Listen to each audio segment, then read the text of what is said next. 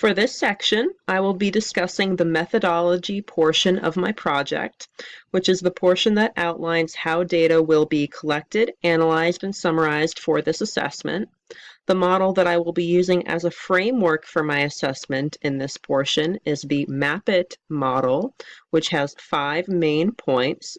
The first step involves mobilize, which involves contacting key individuals and organizations to acquire broad representation of the community. This can be in the form of a director or health officer from Department of Health and Human Services in that community, a community health collaborative program in which a director or someone who works within the effort can be addressed as well. Residents who have lived in the community for a significant amount of time are also contacted, since they would certainly have a good idea of social and health issues as well. The next step is assess, in which research and data collection is done. This can be through the recommendations from the key informants mentioned earlier in order to identify both the needs and assets or resources that the community already has in order to make a feasible assessment. This can be done, as I said, via interviews or even surveys, which can be in the form of paper surveys or even online surveys, depending on the remote access availability of those in the community. Databases are also searched to gather data and paint a realistic picture of needs. This is done through the county health rankings and roadmaps, the CDC prevention status reports, as well as the National Center for Health Statistics, all of which can help give more of an idea of what exactly the data points in that community are and what should be monitored specifically.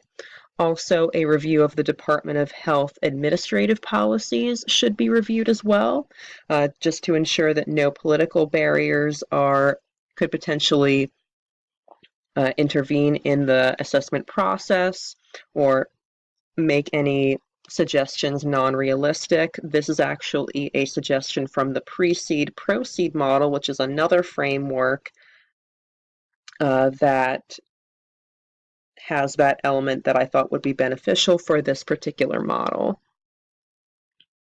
The next step is plan, in which clear objectives and concrete steps are established.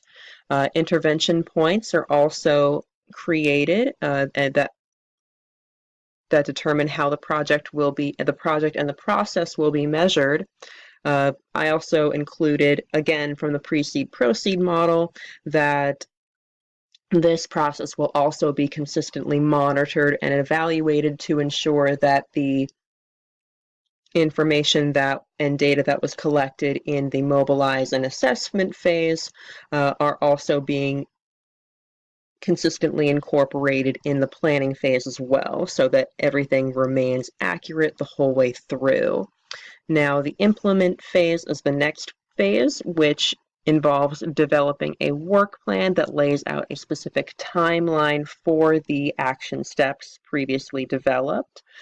Key informants are once again contacted to present the work plan that has been created and request suggestions for improvement. So going back to those members of the community, those who work in the community collaboration programs, who can truly see whether or not those suggestions would be beneficial or realistic.